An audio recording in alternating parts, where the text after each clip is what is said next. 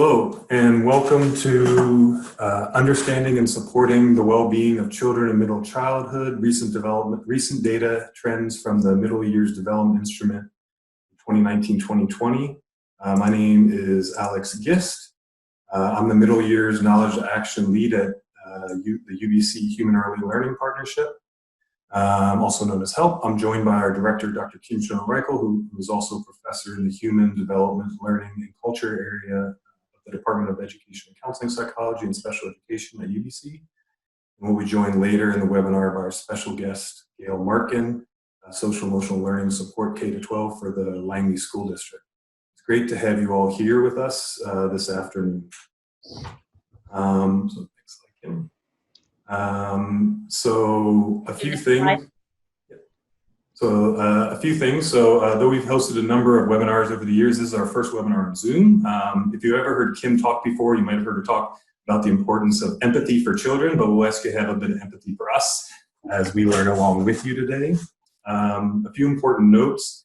All attendees will be muted throughout the webinar today. So if you can see on the screen, there's at the bottom of your screen, there should be a QA function. So please use this function if you have questions for the speakers, or if you're having technical difficulty about the Zoom platform. My colleague Kim Mascarenas and I will be actively monitoring any questions that come up using this feature. And then also we will not be using the raise hand function today. And then finally, if you've used Zoom before, you'll be familiar with the chat function. You can use that function if you want to say hi or engage in respectful dialogue with other participants. Our team won't be responding to questions or comments placed in the chat, though. If you want to engage directly with our team during the webinar, please use the Q&A function. I would like to acknowledge that our work at HELP usually takes place, and Kim will be presenting from the traditional, ancestral, and unceded territory of the Musqueam, Tsleil-Waututh, and Squamish Coast Salish peoples, and I'm coming to you from the beautiful shared unceded territories of the Katzie, Semiahmoo, Kwantlen, and other Coast Salish. So for today, just to give you an overview of the next hour or so, we just a little bit of housekeeping. Kim Schonert-Reichl is going to be talking about some background and overview of the MDI, along with some recent trends and highlights from the MDI. She'll be joined in conversation with our special guest, Gail Markin, who's going to talk, and they'll be talking about using MDI data to support well-being of children. We'll have a short time for question and answer, so use that Q&A function at the bottom if you have any questions, and we'll address them as many as we can during that time, and then we'll have a short closing. So with that, I'll hand it over to Kim. Thank you, Alex. Thanks so much, everyone, for being here this afternoon. Really exciting to be able to share with you some of our recent data. Just really all the school district and community reports in BC released yesterday, so hot off the press data. And very, very exciting times indeed to be focused on the well-being of children. I am the director of the Human Early Learning Partnership. It's an interdisciplinary research institute at UBC in School of Population and Public Health in the Faculty of Medicine. And our vision at HELP is all children thriving in healthy societies, which now more than ever is important for us to consider. We do have an Aboriginal steering committee at HELP who advise us, who guide us, who help us do research that is really attends to the needs of our Indigenous children. I really want to acknowledge how important they are to us at HELP. And just also our MDI team. There's a supporting cast here. You've met Alex, and he's someone who is definitely the K-2A knowledge to action lead for the MDI, but we also have Merritt, Gilbert, Kim Mascarenas, and Maria Roser, who are ones that the MDI could not be if it wasn't for them, as well as many others as well. So HELP has a child monitoring system, meaning that we have a suite of measures that look at child well-being across development, starting with the toddler development instrument, the childhood experiences questionnaire, and the early development instrument that children is completed for children by their parents at CHEC and teachers at EDI. And just in the development is the YDI, the Youth Development Instrument, and we actually are very excited that we are about to do a pilot of that in this upcoming school year. So, but today I'm here to talk about our MDI 4th and 7th grade data. And we know that right now, the context of the MDI, why we need information in children's well-being now more than ever. It's such a critical time for us to focus on well-being in children. Our current context in British Columbia and around the world, now is a time like no other, focusing on our attention, really spotlight on children's health and well-being. All children and families, but particularly those who are vulnerable, are really at increased risk of experiencing increased challenges. And I want to say, and something I've just been hearing, that we're all in this part of being vulnerable right now because of our experience of the pandemic and all that it has entailed. And MDI data, though, provide opportunities to hear from children about their self-reported well-being and the assets in their lives that will be valuable to help for us to know about as we help them navigate through this unprecedented time. I wanted to bring to you a couple of things just as a context for the MDI this year and how we think about it. One is an article recently appeared on the Greater Good Science Center that really was kind of, everybody's trying to look at silver linings, but can the lockdown actually push schools in a positive direction? And they talked about 4 dimensions or 5 dimensions in which we see this focus on what happened.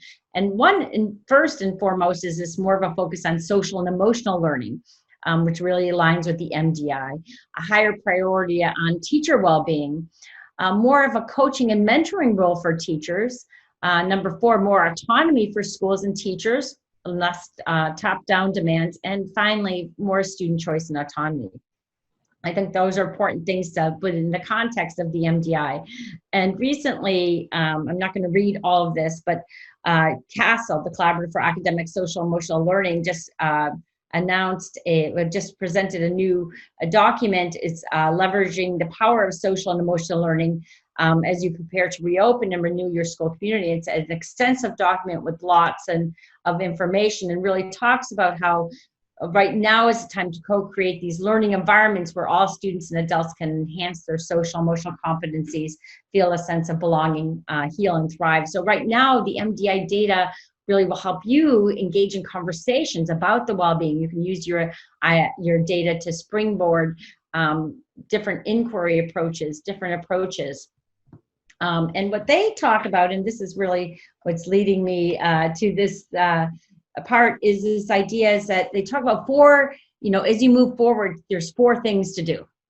Don't you love it when there's a list? Number 1, take time to build partnerships, deepen your understanding.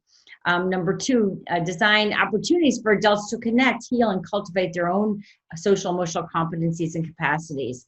Number 3, create emotionally and physically safe, supportive, engaging learning environments that promote all students' social and emotional development and adults.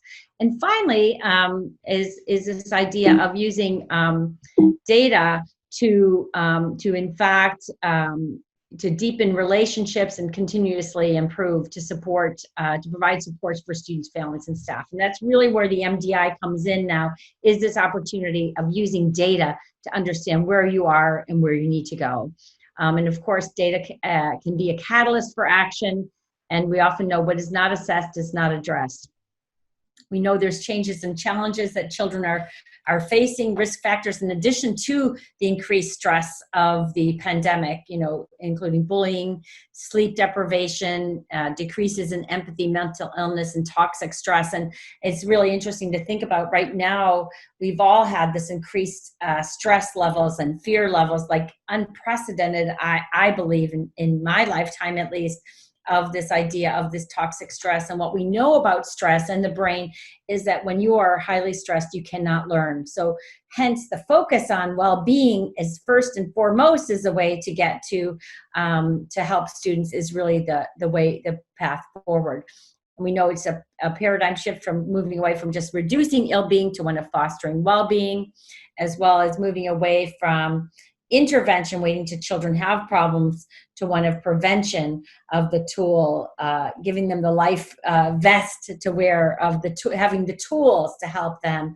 Although it's interesting now because I feel that everyone needs the intervention approach, because and it'd be interesting to look at the preventative tools that are helping some kids cope better with these times than others, as well as the adults.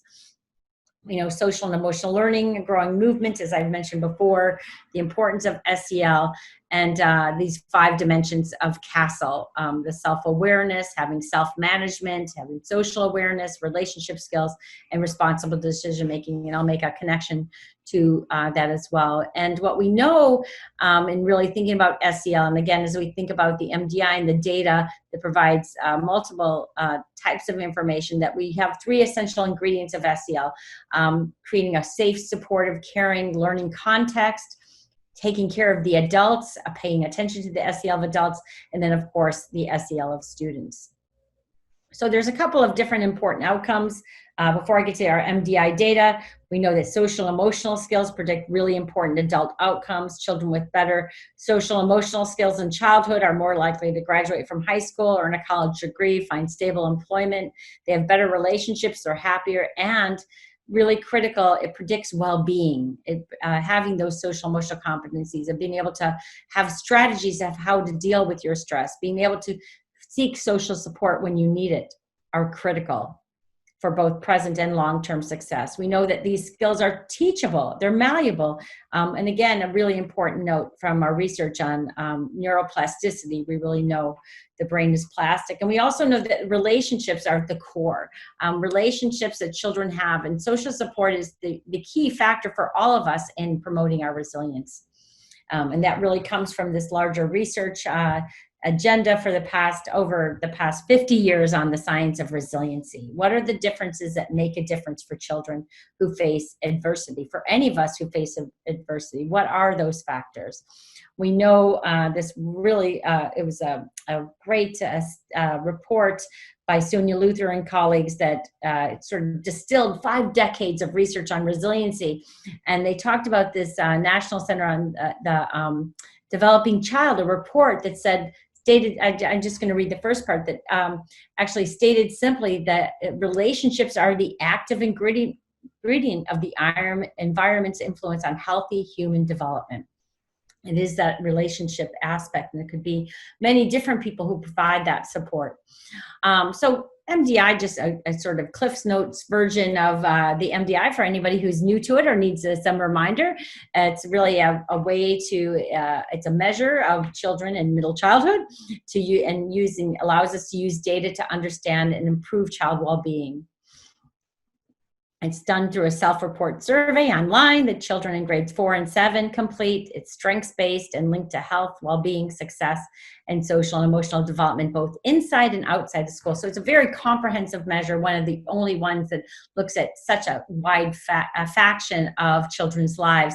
And I want to say, for those of you who are listening who are thinking about the MDI, or districts have done it, you might have gotten our MDI invitation letter, at least in British Columbia, that we are expanding the grades for next year from grades 4 to 8. So you can do 4, 5, 6, 7, 8 districts, and hopefully in districts. So let us know if you have any questions about that.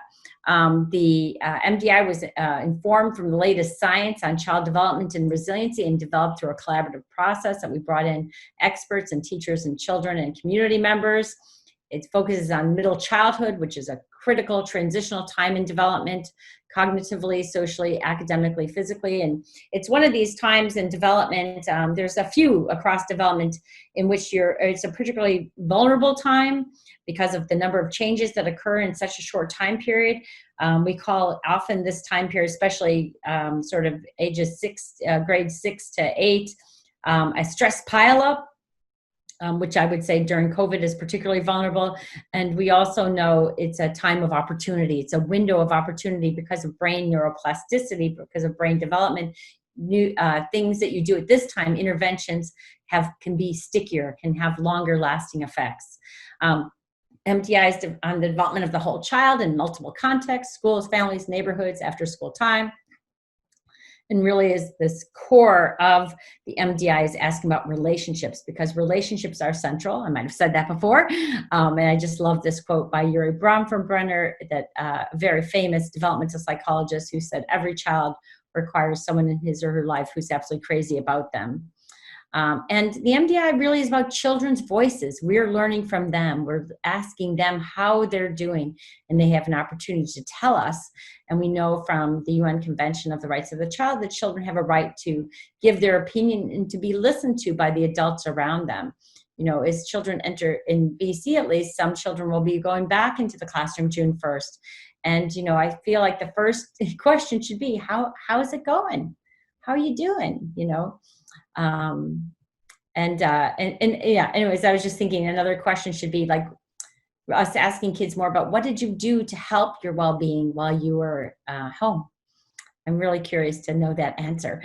So what does the MDI measure? It measures 5 different dimensions of physical health and well-being: relationships, school experiences, use of after-school time, and social and emotional development. All of these have been linked to well-being, health, and academic achievement.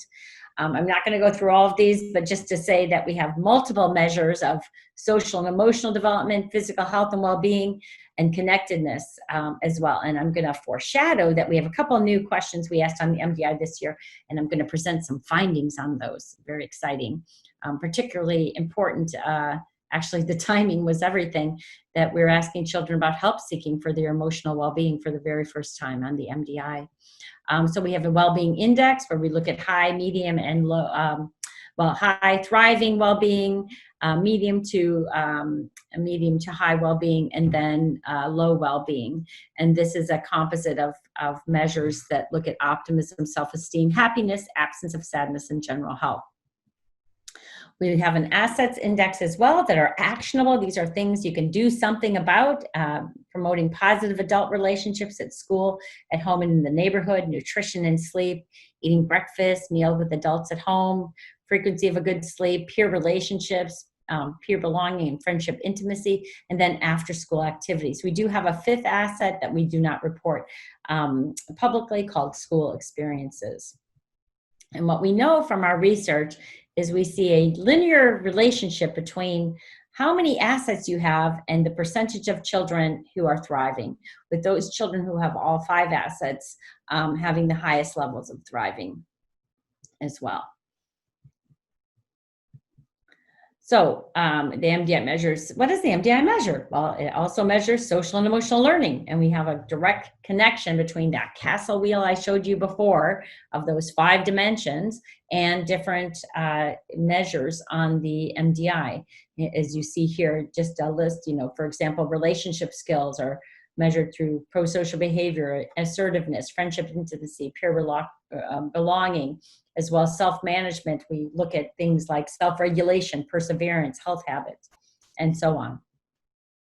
The MDI also aligns with the BC curriculum. For those of you, I know there's some of you who are outside of BC, and so you should think about how the MDI aligns with your curriculum, but it does align with the BC curriculum. So we know with our personal and social competency dimensions, the MDI measures positive personal and cultural identity, personal awareness and responsibility, and social responsibility. And just to say, you know, when you're looking at your MDI results, as you look at, and you really want to say, well, we've really been focusing on personal awareness and responsibility, you could then hone in on these aspects: self-awareness, perseverance, responsible decision-making, self-regulation, well-being, to see overall how your kids are doing, how your students are doing on those dimensions. It also aligns with the collaboration subcompetency, about working collectively, supporting group interactions, determining common purposes, because what we know is children need some of these foundational skills in order to be successful on that competency. And we also, now if you know the new physical health and education curriculum, so for example, here's some grade 4, what children are expected to learn, again, really connects with many dimensions of the MDI as well. And the grade 7 as well. You'll see the grade 7 big ideas, and the MDI measures that. And I should have mentioned this before, that this is being recorded, and I'm sure if any of you are interested in these slides, we can send them to you, because you know, I'm just thinking as you go through and you're going to maybe present to your school district or to others, you want to say, Kim, I really wanted your slides on the BC curriculum. So yes, we will certainly share those. We'll find a way to do that. Where has the MDI been implemented? It's sort of like, where in the world is the MDI? As you can see, it's starting in 2010. We began in Vancouver as a pilot, and this year 27 districts participated in the MDI. And I want to say a big shout out, celebration. We're trying to figure out how to do this. It's the 10-year anniversary of the MDI. Woohoo! So really exciting for us to have 10 years, and almost 140,000 children in British Columbia have completed it. And here's all the districts that participated this year. You'll be able to see many are returning districts who've done the MDI over years, and others are for the first time. And we have MDI across Canada as well, and a number of different districts are included. And I was also going to just tell you, you know, MDI has gone international. So we now are doing MDI in Australia, but also Germany, Israel, France, the UK, as well as Croatia and Germany. So I love that the MDI is now in Hebrew and German and Italian and a number of places. So we love it. So there's school district and community reports, grade 4, just launched yesterday, and community reports for grade 7 went out as well yesterday. So here's some key findings. These are kind of ones, Alex, and thank you so much for helping put together these slides to identify some of our provincial highlights. So for example, I'll give you just, I feel like a drum roll or something is in order, but from 2018 to 2019 to 2019-20, the well-being of grade 4 students remained relatively stable. And the well-being of grade 7 students really at the provincial level decreased marginally. But let's look at the trends, because we have seen a decrease in well-being in both grades 4 and 7 since 2015-2016. So here you see the grade 4 from 2018-2019 compared to this year, and see that our number of thriving has remained the same, 38% thriving in the province. You'll see for grade 7, there's just a slight decline of the number of students who are thriving from 33% to 31%. But the next thing is really interesting. We have the trend lines where you can see. So this is grade 4, just showing you on all these different dimensions of well-being, optimism, happiness from 2015 to 2016. And what do you see? You see a decline happening in these dimensions. That's pretty much for all of them dimensions. And when I looked at the decrease in well-being, it was from 2015-2016 to 2019-2020, we see about a 17% decrease in thriving. So, my question is what do you think about grade 7s? What's going to happen there? Are you thinking? Are you going to answer me? Here are my slides. I just have to get that going. What we found is also a decrease in well-being, and again, particularly in terms of well-being, with a 28% decrease in thriving for the grade 7. So about 11% more than the grade 4. So something's amiss. We really should think about what's happening here. Another key finding in our data is that we found that the majority of grade 4s and 7s reported strong assets, yay hey, and most of the assets have remained relatively stable across last year into this year, except for the area of nutrition and sleep. What's happening there? And what we'll find, what we see is for grade 4s, as you see, the assets remain relatively in the dark brown range, which is good, healthy nutrition. It's like being the nutrition is in there of the darker colors mean that we have nutrients in the soil, but again we see the difference in nutrition and sleep. And I haven't looked at in detail at this, but what we find consistently, it's not nutrition as much as it is sleep. the great sleep recession is what's happening right now. And we see a same pattern for the grade 7s from 62% to 58% for that asset. Again, a real change, I would say, that's important. And here you just see the change over time with that decrease with both grade 4s and 7s from 2015, 2016. And we also see a slight decrease in the percentage of children who report positive adult relationships, the asset for adult relationships as well. We know that there were positive changes in number of important adults at school. This is cause for celebration. The students reported from 2018, 2019 to 2019, 2020. I'm trying to remember, I don't think I've seen this type of change happening before. And I have to say, I was going to, I don't know if anybody knows who Dr. Bonnie Henry is. I'm just joking because I imagine you all know who she is. I just want to say, as with the physical distancing, you're doing something really right here, school districts, because we are seeing this important change happening in the number of important adults that students are reporting, which again, I mean, I'm just saying, like, because I think Bonnie helps us all feel better by telling us we're doing the right thing. I want to tell you that you're doing the right thing. But what this means is we're equipping the students to have those connections to adults that we want them when they come back in 2 weeks, next week, oh my goodness, June 1st, next week, you will be there for them. So a higher percentage of grade 4 and 7 students reported 2 or more adults important to them at school, and a lower percentage of grade 4 and 7s reported that there were no important adults. And here you see the, for grade 4s, it increased from 61% to 72%, and no one declined from 29% to 18%. For grade 7s, again, a very significant shift from 39% saying 2 or more to 48% of grade 7 saying they have 2 or more adults at their school. I know some of you are looking at that no one and saying, but 41% there say there's no one. So yes, we do need to pay attention to them as well and figure out how to shift that over to the 2 or more. And here just gives you a bit more of that bumpiness, as you see. Last year, there was a bit of it's interesting, last year there was a bit of a decrease because we changed the time of year of the MDI from November till February, January, February. And then we also changed the response option just slightly, which ended up, we think, attributed some of this. So you saw a little bit of a dip in number of kids who say 2 or more, but we're back on track, I think, which again is really, really interesting. For that, and I think this just gives you as well a bit for the grade 7s as well. And this just shows that yes, there's this. You know, I told you every child needs 1 important adult. Well, actually, it's 2. Our research really shows that those students who report 2 or more adults are higher on almost every dimension of well-being, including optimism, happiness, and self-concept, even higher than those who only have 1. And the same is true for the grade 7. So again, an important distinction. I said this, every child needs 1 stable relationship, but actually I say they need 2, 1 and a spare at school.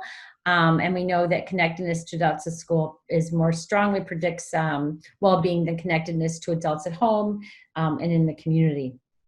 And was even more important than socioeconomic status. So we controlled, Ava Oberly and I controlled for socioeconomic status and found that the connectedness to adult school was predictive of well-being above and beyond socioeconomic status. So an important finding indeed.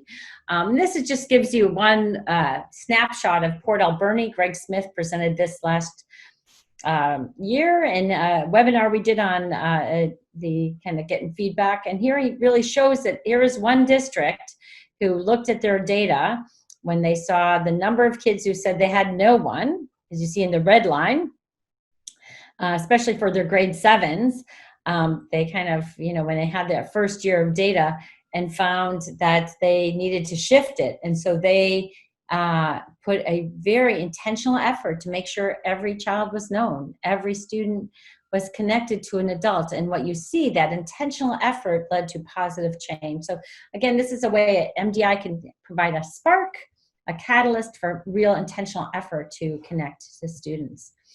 So there's 2 new questions on the MDI. This one, just quite fortuitous that this year, for the first time, we added a question on help seeking for emotional well-being. We asked both grade 4 and grade 7 if they were feeling stressed or worried, who would they go to?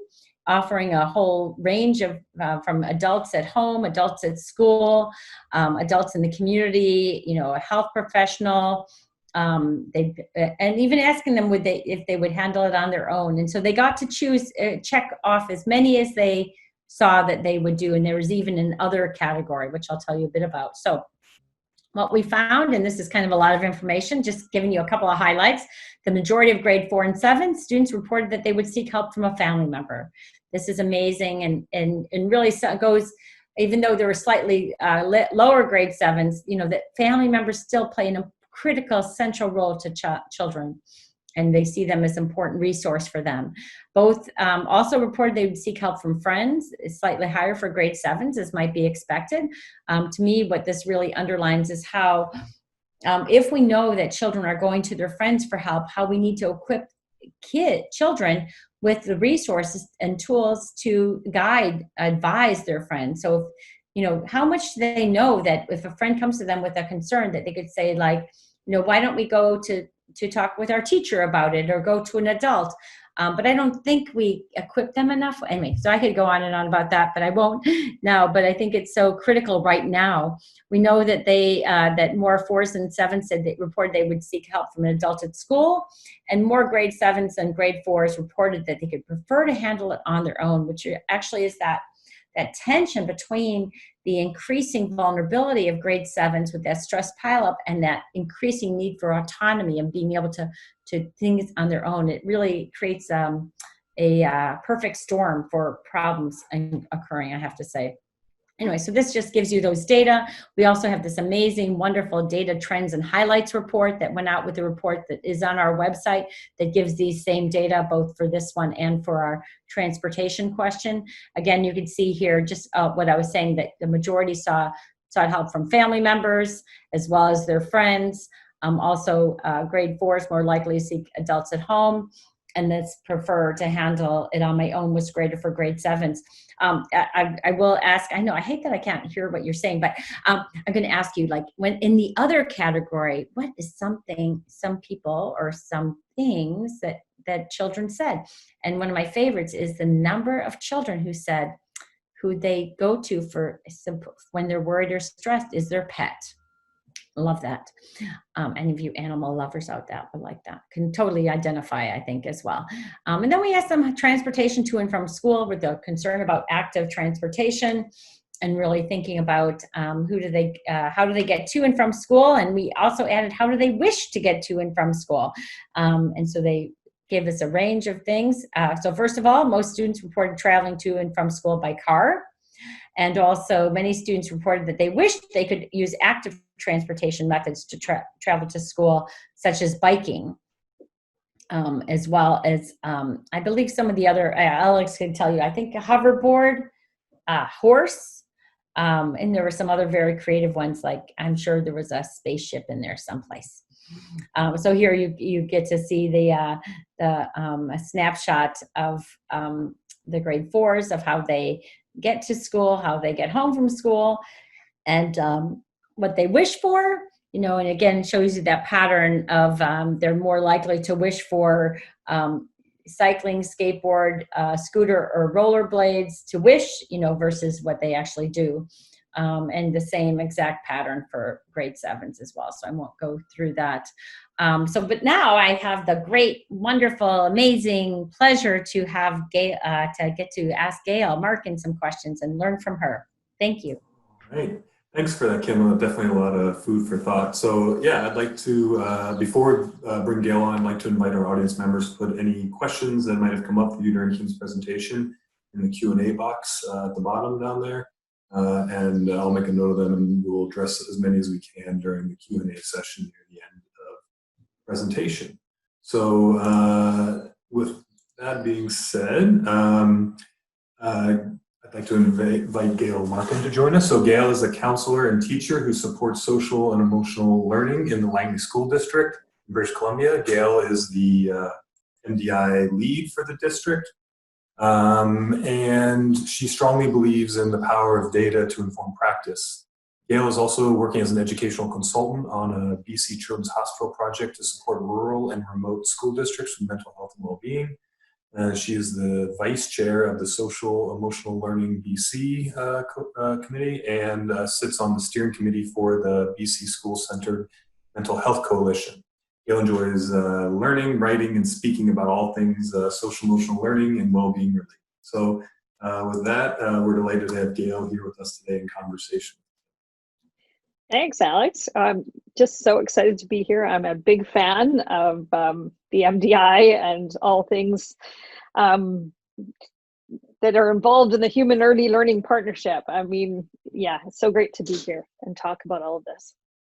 So great. Gail, well, I'm just so pleased and delighted to have you here with me today to have this conversation. And of course, you know, Gail and I have known each other for a long time now through our work with SELBC, my work in Langley, many things. And when Alex was reading all the things you're doing, I got tired. I was like, oh my God, that's so much. So, so really, my first question is more about, can you tell me a little bit about, how your district, Langley School District, has used your MDI data? Yeah, lots of different ways. I think one of the wonderful ways that we've used the data is starting conversations about health and well-being for students, and then taking those conversations and using it for planning purposes with our district, but also in our community. So kind of informing what it is we want to do. So when we put together our school plans, or when the community agencies are saying, listen, we want to be helpful, how best to do that? People want to use their resources, their people resources, their money, their time, all of those things on something that's impactful. And I think the power of the MDI, well, so many, but is it the voice of the youth? It is their voice saying, this is what's going on for us. So we've used it that way. One of the things I really love, stop me if I go on and on, I tend to do that, but one of my favorite parts is bringing it into the classroom. So, I've reported to the trustees, we've done community events, and I love those. But I also really am proud of the work that we've done in the classroom, where teachers have had lessons around the MDI. And really, it's not even really a lesson, it's more a dive in, so the kids can look at the data and they can hear their own voice, but they can also talk about, hey, this is what is going on for other people in my community. And then what do we do about it? Wow. Yeah, I'm so curious about that. I believe, I love that you do that. And really, to me, the MDI it's so much when you get the kids involved. When we first were developing the MDI, and actually the survey that catalyzed the MDI, the United Way of Lower Mainland survey on out of school time, we really went to the students and said, you're our teachers. We want to learn from you. We want to build a better world for you. This is your information will help guide us. And the idea that you become full circle and go back and report back to them, here's what you said, what do you think of it? So I'm just wondering, what are some of the learnings you've had from that process and the connection to well-being? I guess for me, the biggest learning is how excited they get about it, and how I think how much they want to dive in. And I guess one of the things for them, for the students, is they're often a little bit surprised that other people said the similar things that they did, or sometimes the opposite. Sometimes it's like, oh, well, this is the way it is for me, but look, other people have this going on for them. So I think it also sort of increases their sense of community and their sense of efficacy, their ability to sort of say, hey, this is going on. And I think sometimes they're surprised. So one of the things that often comes up, and you sort of alluded to this one, is the sleep question. It's one of the ones that they are very, very interested in. And I think they're quite surprised to see the lack of sometimes sleep that people are getting, and start conversations about why do you suppose that is, and coming up with the solutions instead of people sort of giving them information. They're actually, they're pretty wise. It's true. I mean, I think a while back we had a kids advisory committee come to help grade 6 and 7s, and we ran them through different workshops, and I was leading this well-being one. And I just remember, first of all, they were so honored that we wanted to learn from them. We gave them a little UBC notebooks, and they were, writing things down, and we asked them what are the stresses and concerns of grade 6, 7 students. And they told, one thing that shocked me was, is they're worried about both not getting, they're worried about disappointing their parents was one thing I heard. And the other one was not getting enough likes on social media, which was, I don't know if that's still an issue, but anyways, that was one thing. But when we asked them, what are the things that bring joy and happiness to grade 6 and 7 students? They said spending time with their family. It was very interesting. I think we don't often engage conversations with kids about what brings you joy and happiness. What are those things? And we didn't ask them specifically. We said, what to grade 6 and 7 students? And then finally, when we said, what advice do you have for adults? And they said, listen to us, spend time with us. So anyway, so it just goes along with what you're saying about how much they are, I think they're so honored by being asked, and feel so respected, and talk about creating a culture of well-being. When we feel included, that's the core. Yeah, it really is a great connector, because I think when kids start talking about it, they also start talking with their families more about it. And so parents are so fascinated with this data too. And I've had the opportunity to talk to parents about it, and they're just the same, like they're fascinated as well, but even more powerful when they're hearing and having those conversations with students who are hearing it as well. A powerful connector between the school and home and the youth themselves. Yeah, I think you're absolutely right. I think, are there any other things that, that you feel as we move forward with the MDI now, and especially during this time of the pandemic, and thinking about your district has used the MDI for the last several years, any advice you have to, we have a number of people who are out there who have received the reports and who now are thinking about, or maybe the first time, or don't need new ideas. Do you have any advice for them? I guess the biggest piece of advice is to keep it simple, but use the data. So use it to inform and to talk about and engage in conversation. And it doesn't have to be complicated. Really, it's just about people exploring it and moving forward. So I think we've started to understand the importance of data, and particularly in this time, I think it's going to be really valuable for us. But I think sometimes we have forgotten to use it afterwards. So we collect it and we work really hard. And I guess it can seem really big, and it doesn't have to be. It's pretty simple to just lay it out there and let people explore, because people want to explore for themselves, right? It's nice that we come up when we use it for making plans, but really just enjoy the process of exploring it. Yeah, and I think, for me, if I have so many ideas, just, having been a former teacher, grade 7, 8 actually, and things that I'm thinking about right now, if I got this data back on important adults at school and went to my students and started thinking, getting them to brainstorm, I first would like, what are adults do to, make themselves important to you at school? And then I'd think about, what can we do now, given this importance of relationships and this physical distancing and all these things in place, that we can still show we care given this pandemic. I don't know. I could see this whole springboard from that one question of really engaging them to figure out what we could do to support them. Yeah. I think in this global pandemic time, it becomes even more important to engage in the conversation. But I think also it gives us that feeling that it's not, we're in a new situation, but we're not starting from scratch, right? We already have the science that tells us what makes us well. And so, yeah, it's it's important that we know that we're not starting at the beginning, even though we're starting something completely new in many ways.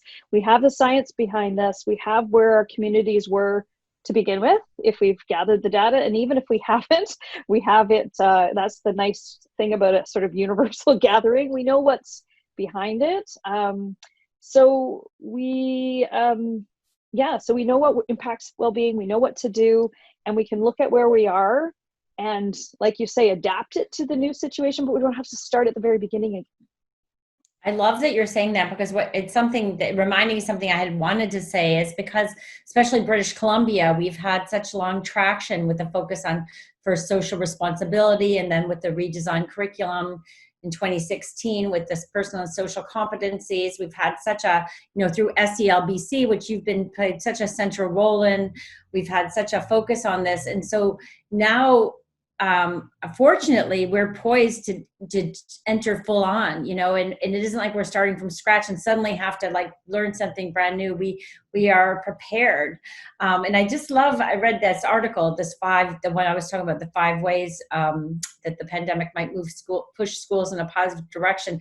And it talked about social and emotional learning is not another thing on teachers' plates. It's the plate.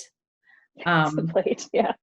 And I think we realize that, and so important. So I'm recognizing we want to have a little bit of time for some question and answers, and maybe Alex can join us again and see where we go from here. All right, thanks. That was great. So I think we have a few questions, and if there's any more from the audience, please share them. And if we don't get to your question for time, I'll follow up afterwards offline. So one question we had is for school. Maybe this is a little bit more for Kim, but Gail, if you have some thoughts as well. So for schools that are planning to do the MDI, collect data next year, do you have any suggestions in terms of interpreting the results given the COVID-19 pandemic and comparing kind of results for next year with past years? See if there's differences? No, I'm just, it'll be interesting because, so we anticipate there'll be a drop in well-being, or maybe me, I'm just like anticipating more vulnerability, less well-being, all of that. But perhaps what happens is we've all now bolstered our focus on well-being. We're putting in more things, and we actually might see an increase, so I could see either way. So I think that I'm hoping it's the latter, that we'll see this increase because we've suddenly now full on focus on the well-being. So I would say that, however, I will put this caveat I have to put out there. Anybody who knows, I've talked about adult well-being, because I would see, like, even if the kids are feeling better, just so you know, they won't if in fact the adults aren't doing well. So I just have to say, I just had to put it in there, like, let's also focus on the adult well-being.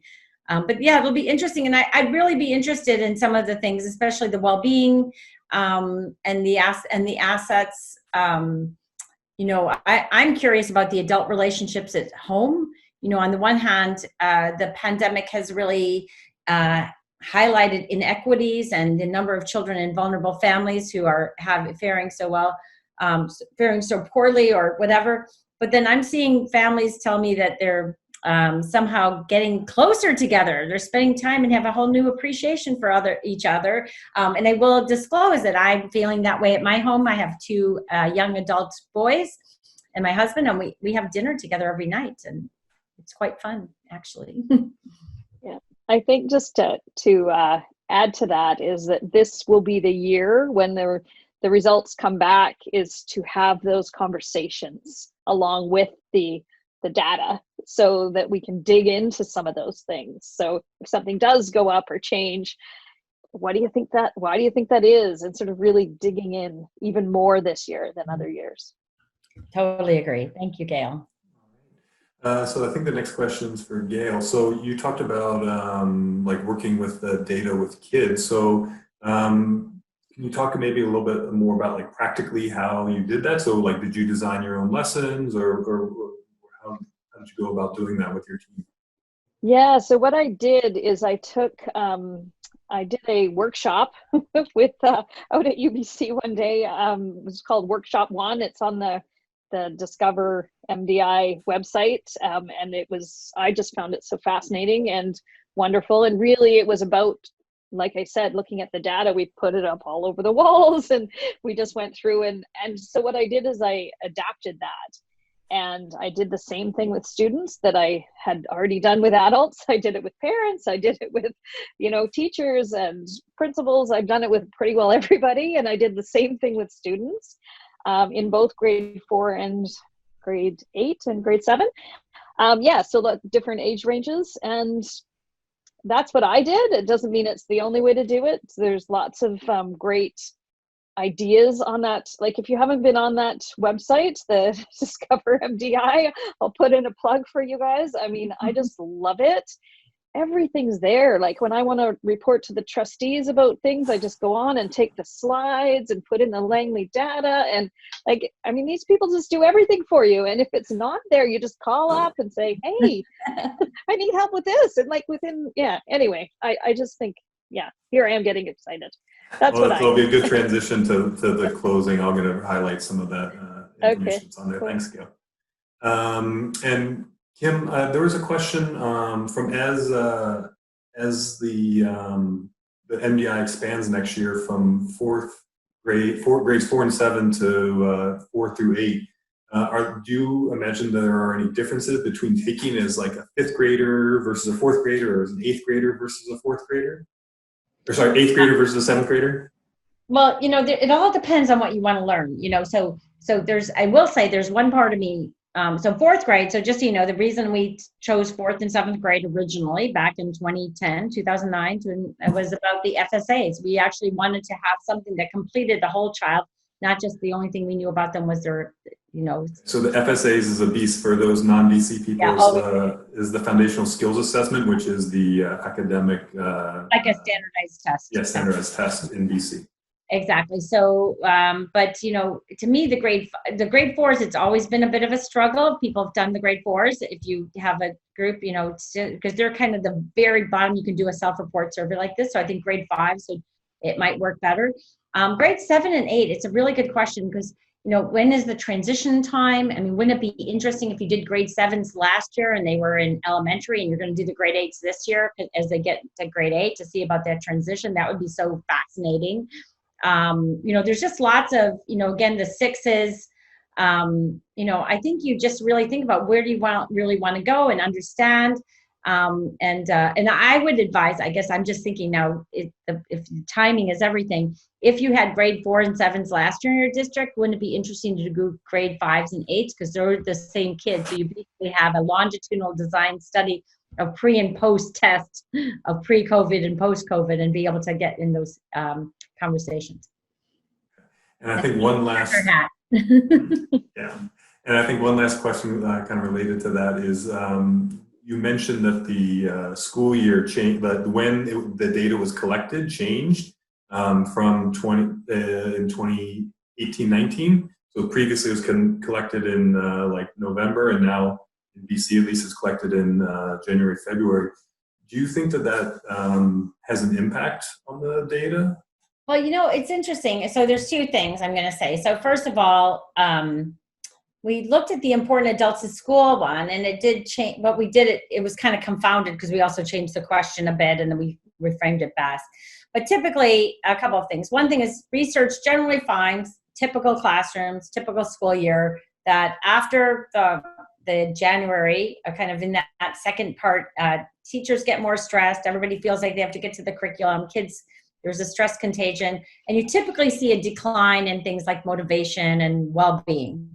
But it's not inevitable. So we just want to make that clear. That decline that happens doesn't happen for everyone. There's lots of places where kids have no decline if they're connected to adults and things like that. So I think the important thing is time of year does matter. I mean, I feel like in some ways you wouldn't want to start the MDI right in September or whatever because kids wouldn't feel that connection. But I don't know if there's an actual time of year effect in the data. I mean, to me, the question would be, just collecting the data at that same time again the following year, just so you could see that shift. That would be the only thing.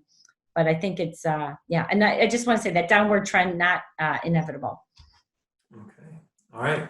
I think that's about all the time we have for questions. So thank you so much, Gail, for joining us. We really appreciate your insight and hearing from you and the way you use the MDI data in the district. So I'm just going to take about 5 minutes to close with a brief discussion of some of the resources that Gail had mentioned.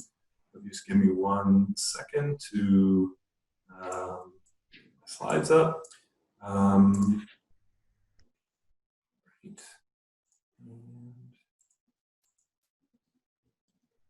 This is the empathy part I was asking about at the beginning. Okay. Do I put them up and then you ask me for permission? We're good. So first, before I get to Discover MDI, I did want to remind our audience members from British Columbia that the 2019-2020 MDI School District Community Reports were released yesterday for districts and communities that participated in the MDI this school year. And they're available on our website. You can see the address there. And as Gail was so nice to plug, we have a website called Discover MDI, which is our field guide for using MDI data to support well-being in middle childhood.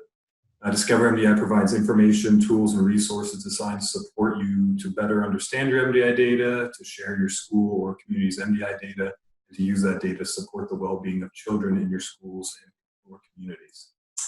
There are a number of resources and a lot of information around understanding what the MDI is, what it measures, and why measuring those things are important. These can be used to build a base of knowledge with any audience that you're collaborating with to explore the MDI data. So yeah, lots of resources. We also have examples from people who have used the MDI data, such as Gail, to support children's well-being in the school system community, so you can learn from perhaps people who are in a similar position to you, how they've used the data. And we also want the MDI to spark positive change in schools and communities. So there are a number of tools to assist with presentations, like Gail mentioned, on MDI data, including MDI 101 slide decks that you can use, worksheets, and even tips on MDI presentations. And again, as Gail mentioned, I think she should have just done this part. The MDI is a tool for hearing the voice of kids, so there are also tips and ideas for conducting focus groups with kids. And finally, we have additionally, we have 2 complete workshops to dig into the data and move to action with your stakeholders. It includes slide decks, facilitators, notes, a workbook, so a really fulsome resources. And then finally, we are updating Discover MDI and the resources on it this summer. So if you have ideas for a resource that would really help you to use your MDI data better, or if you have ideas for if you have a story or an example of how you've used MDI data to improve the well-being of children in your school system or community, I'd love to hear from you. So please reach out to me. My contact information is there. And then finally, I just want to say thank you to all for participating in the webinar today. Special thanks to Gail Markin for joining us today. I hope you found the webinar interesting and informative, and I hope you have a great afternoon.